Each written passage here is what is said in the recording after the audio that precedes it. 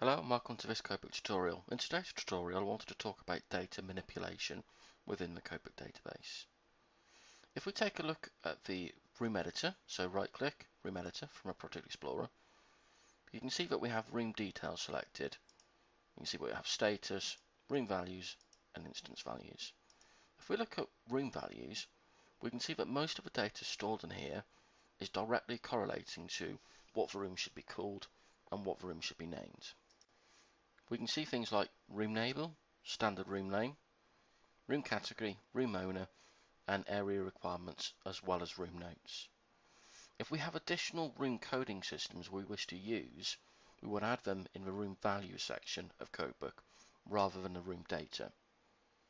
This takes us on to the second consideration, that data fields in the room values are added differently than they would be in the room data section of CodeBook.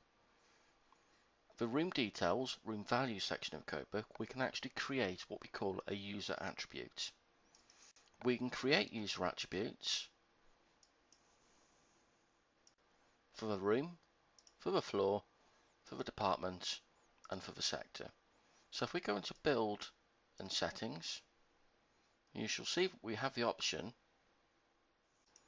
for user attributes at the bottom left-hand side. To add a user attribute, we can simply select the category in which we want to add the attribute, such as room, department, or sector. We can select an existing one, or we can select add. CodeBook will now ask us for a password, and it will ask us to name this field. So I'm going to call it demo. I'm going to give it a description, a demo, and now I can denote its default data type. So if it were to be text, it would be text. If we wanted to store a number, it would store a number. If we wanted to store a large text description, we would use a memo field. We can also pre-populate this with a pre-assigned value. But I'm going to click Save now. And if we go back into our department table,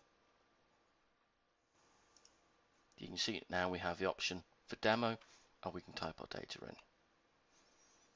So that's how we add a user attribute, and that only corresponds to sector, department, floors and rooms, room information, not room data.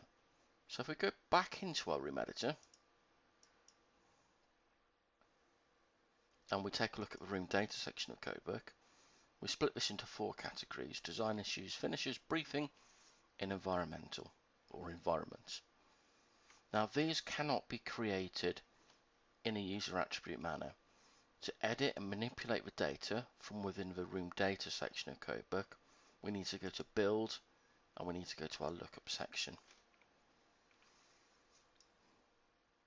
Now CodeBook is limited to in total 255 fields for room data, so we can't add any new fields. What CodeBook forces us to do is to be concise with our data control and data management, and use one of the pre-assigned, pre-existing lookup values. So if I wanted to add a new one, I can't add a new one, but I can actually make visible one of the pre-existing lookups. So I've got room data design issues. I can select my category from the top here. I'm going to go to one of my text values. I'm going to make sure it's visible within the project room data. This is a unassigned text field. I'm going to call it demo. And I'm going to give it a description of demo, and we can add a lookup sequence to make that visible or less visible in terms of the height on the room data section. So we've set that to be enabled now. If I were to go into my room editor, we can see that we now have the option for demo, and I can type values in here. Now it may be that we want to copy data from section to section in CodeBook. What we can do here is we can right click in the Project Explorer and choose the option to update field values. And this will load the update form. On the right hand side I have a list of rooms I want to update, so I can just choose one room, an entire floor, an entire department. On the left hand side we have a task or the update method we wish to use. So I want to copy a value from another field into another field. So if I wanted to copy perhaps room, and room code into my room data design issues, and I've created a field that should say room number. I want to include all, so we have 164 rooms. I can click apply update, and we'll click OK. So if we go into our room editor now,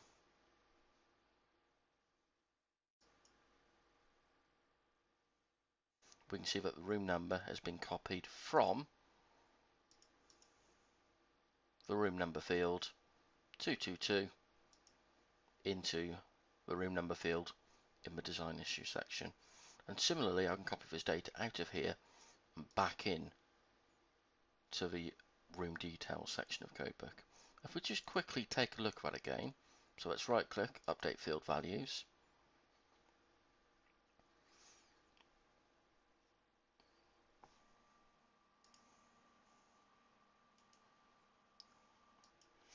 I can also push something like sector code into the design issues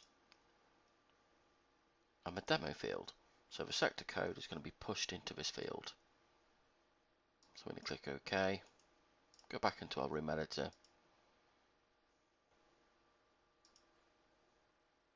Now we can see the sector code, which is 1 in this instance, has been passed to this field. That allows us to move data around and also work around some limitations as regards the pre-built-in CodeBook reports. Some fields which may not be exposed, such as sector code, sector name, department code, department name, can be copied from the room details section of CodeBook and brought into either the room information section via a user attribute, or even into the design issues, finishes, and briefing sections of CodeBook, so we can work around the pre-built-in limitations. That concludes the tutorial. If you have any questions, please contact support at codebookinternational.com. Thank you.